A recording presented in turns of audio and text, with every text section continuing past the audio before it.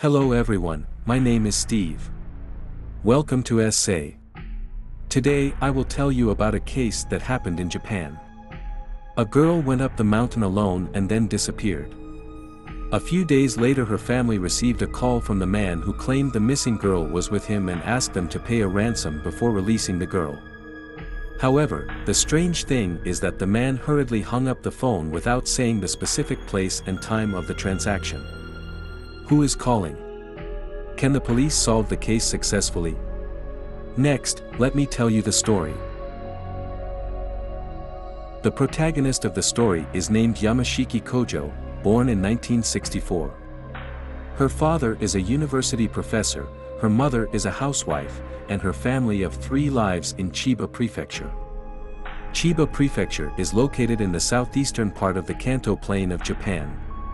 In the northwestern part of the prefecture there is a city called Noda City with a population of about 150,000. Yamashiki has a cheerful personality and loves sports. She has participated in marathons and won medals. During high school, she was harassed by bad guys on her way from school, which left an indelible shadow on Yamashiki. After that, Yamashiki started to learn karate in order to improve her self-defense skills. After graduating from high school, she was admitted to a Japanese university to study Chinese literature. During her studies, she developed a strong interest in Buddhist culture, so after graduating from Japan University, she went to Waseda University to major in Buddhist art. She hopes to be engaged in the restoration of Buddha statues in the future. 1989 Yamashiki is about to graduate at the age of 25. In order to complete her graduation thesis, she went to Shanghai, China to study alone. Her parents are not worried about the safety of studying abroad, because Yamashiki had reached the level of 2nd Dan black belt in karate a year ago. After returning home, she came to the Kansai region of Japan. Kansai is the birthplace of Japanese Buddhism and has a profound Buddhist cultural heritage. Yamashiki would love to visit and learn about the Buddhist temples and statues there. Kansai region has thousands of Buddhist temples and preserves many Buddhist cultural relics. It is the heartland of Japanese Buddhist culture. The most famous Buddhist attraction in Kansai region is Mount Hai, which is located at the junction of Kyoto Prefecture and Shiga Prefecture, with an altitude of 848 meters, and its main peak is located in Kyoto Prefecture. The entire territory of Mount Hai belongs to Enryakuji, a temple founded and inhabited by the Japanese monk Saicho after returning to Japan from the Tang dynasty in China. In 1994 it was listed as one of the World Cultural Heritage. Yamashiki plans to leave for Mount Hai on August 26. She will visit several Buddhist temples in sequence, and finally head to Enryakuji for a visit and return on September 2. Then something unexpected happened during the trip. Next, we push the time back to August 31, 1989. August 31, 1989 was a Thursday. Yamashiki had taken a bus from Noda City to Kyoto Prefecture, 500 kilometers away, a few days ago. She found a hotel here and stayed. She has visited Nanzenji Temple, Kyoto National Museum, Toji Temple and other attractions a few days ago. Yamashiki called her parents every night so as not to worry her family. As planned, Yamashiki will head to Mount Hai today. This morning, she was wearing a white top, blue jeans, with a backpack, a fanny pack around her waist and came to the front desk of the hotel to check out. Then she took the bus to the entrance of Mount Hai, from which tourists would take the cable car to the top of the mountain.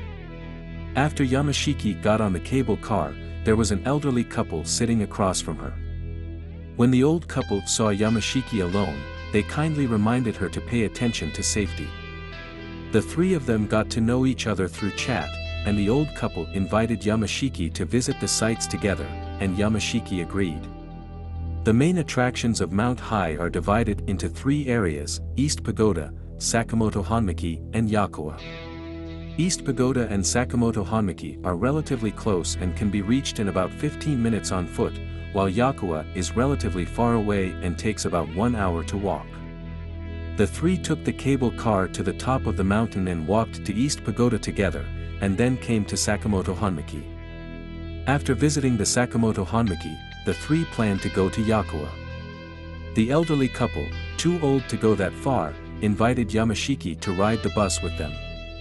But Yamashiki felt that there were many beautiful scenery on the way, and she wanted to walk to Yakuwa alone. The old couple respected her idea, so Yamashiki separated from them. Walking from Sakamoto Honmiki to Yakuwa have to go through a small path. There are lush trees on both sides of the path, and there is a small stream beside the road. There are not many tourists walking on this path. Yamashiki was walking alone on the path, taking pictures with her camera while admiring the scenery. At 2 p.m., Yamashiki was almost at Yakuwa, but she felt a little tired, so she rested in place. At this time, a tall and thin middle-aged man came over. This man's name was Masao Taida. He saw Yamashiki traveling alone and came to remind her to be safe when traveling alone. Then he asked Yamashiki where she was going. Yamashiki saw the man's sincerity and enthusiasm, so she said she was going to Yakuwa. Masao Taida said that it happened that he was also planning to go there and could travel together. So the two set off. Along the way, Masao introduced her to the Buddhist culture of Mount Hai, and Yamashiki also shared the purpose and itinerary of the trip with him. They get along very well, and Yamashiki and Masao took a group photo together during the hike. It didn't take long for them to arrive at Yakuwa, where Yamashiki said goodbye to Masao and toured alone. Yamashiki was enjoying it in a relaxed and comfortable way at the temple.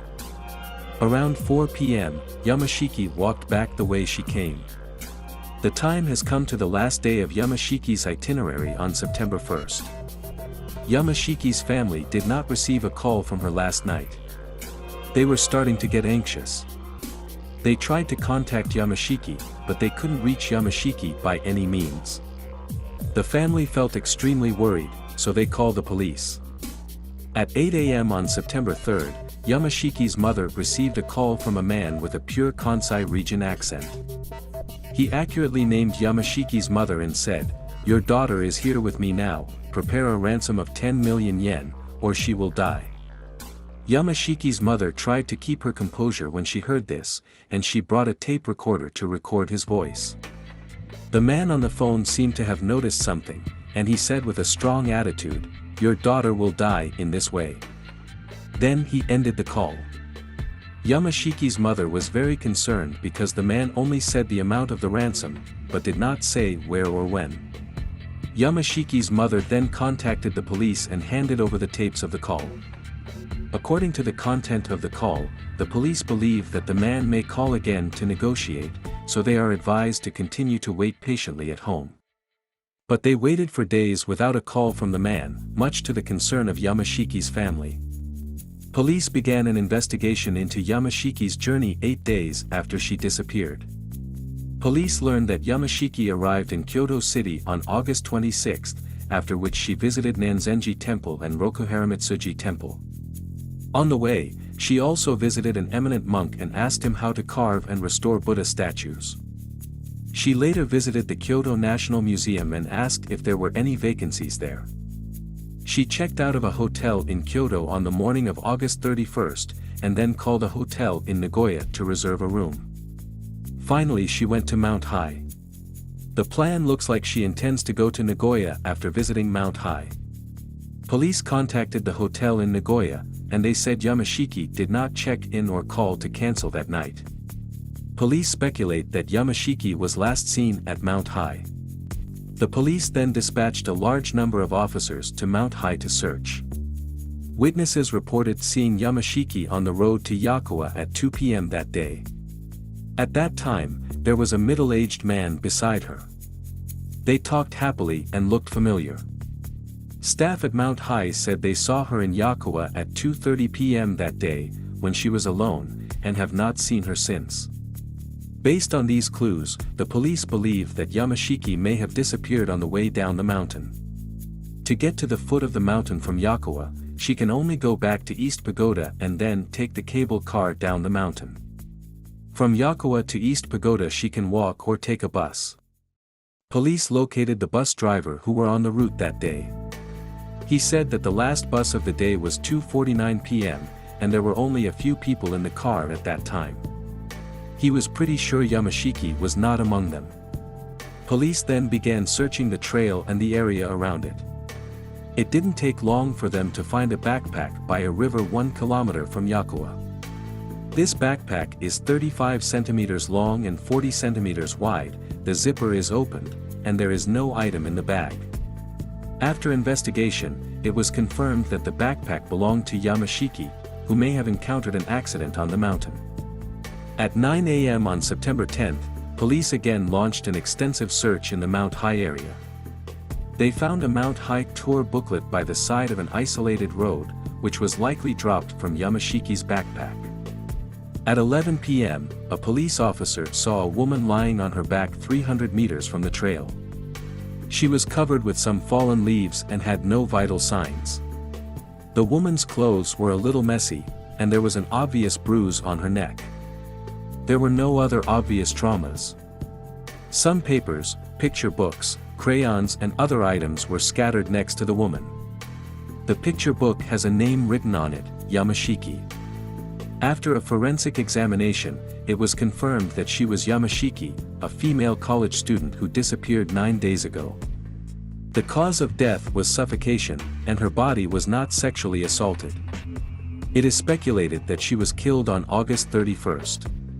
The police then launched a murder investigation. The place where Yamashiki was found is relatively remote, and ordinary tourists do not pass there. Only the residents on the mountain know that place.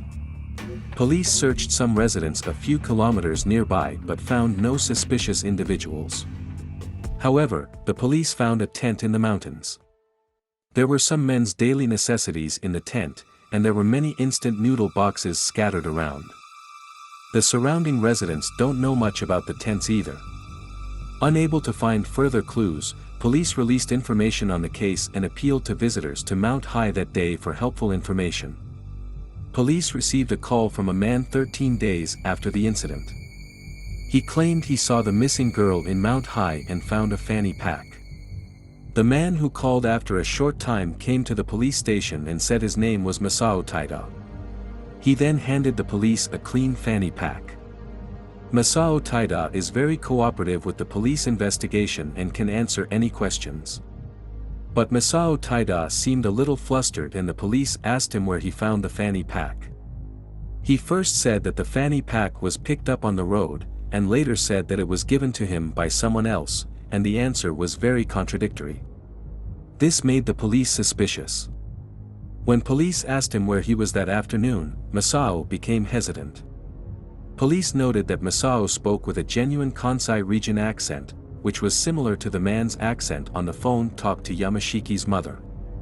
Masao's voice was sampled and compared with a phone call recording, and it was found that the two voices were extremely similar. Police took a polygraph on Masao, but he failed. At this moment, his identity has changed from a witness to a suspect. Masao, 48, was raised by his grandmother when his father died in the war and his mother was not around. After finishing high school, he dropped out of school at home. He has been wandering in Wakayama Prefecture, Osaka, Shiga Prefecture, and other places because he could not find a suitable job. After that, Masao lived in a tent in the forest and made a living by eating wild vegetables and instant noodles. Yamashiki met him near his tent. Sometimes when he ran out of money, Masao would go down the mountain to work in a factory for a while. After earning some money, he would go back to the mountains again for seclusion.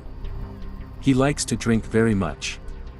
In order to drink, he broke a glass in a restaurant to steal alcohol, and was arrested by the police for this. No other sins have been committed since then. Police questioned Masao again the next day.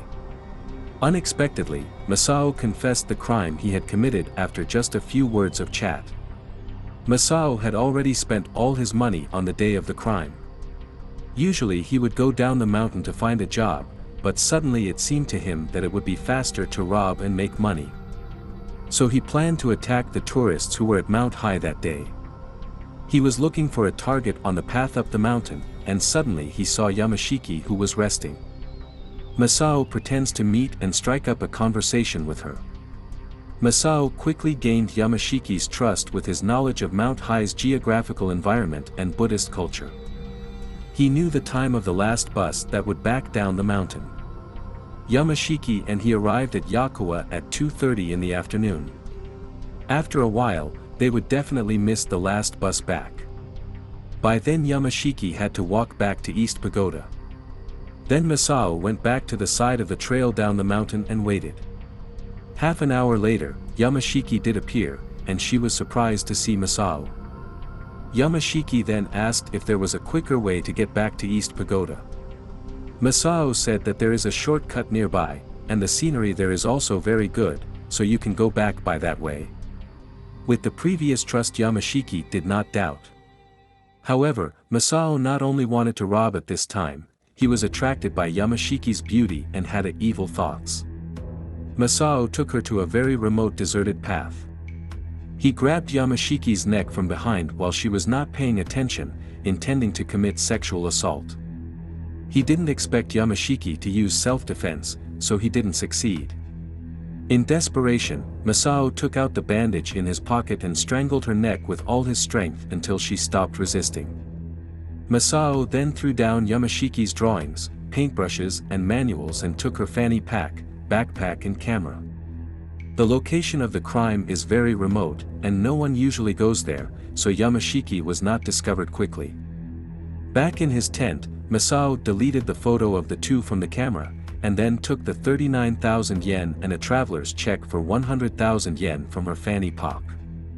He also found a notebook in her backpack with the Yamashiki family's contact information and names. After that, he scattered the items in different places in the mountain. Masao was so frightened after the incident that he wasn't sure if Yamashiki was still alive. Since he was afraid to return to the scene of the crime, he called Yamashiki's family through the phone in his notebook and pretended to be the kidnappers to demand a ransom in order to make sure that Yamashiki had returned home. After confirming that Yamashiki did not return, he did not call again. He then hid in his tent again. Soon the money ran out, and he had to go down the mountain to work in a plastic products factory. He did not return to the tent because his work unit provided room and board. News of the disappearance of a female tourist in Mount High quickly spread in the surrounding area. At this time, Masao was working in the factory, and he was normally very concerned about the progress of the investigation of the case. In order to receive the latest information in time, he often eavesdropped on the radio at work.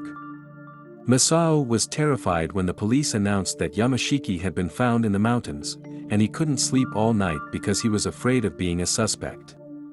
So he decided to take the initiative to provide the police with clues to establish the image of an eyewitness, so that eliminate him as a suspect. He called the police and then ventured into the police station. But he never imagined that this trip would be self-inflicted. A month after the incident, the case was officially heard, and Masao confessed to the murder of Yamashiki in court. The case came to a conclusion after a 5-month trial.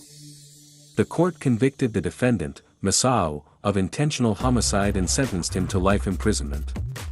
After the incident, a sign was erected in the Mount High scenic area to remind women who walk alone to be vigilant. The management also extended the departure time of the last train to 4 p.m. Waseda University, where Yamashiki attended, published her graduation thesis. It reminds everyone to travel safely and protect themselves.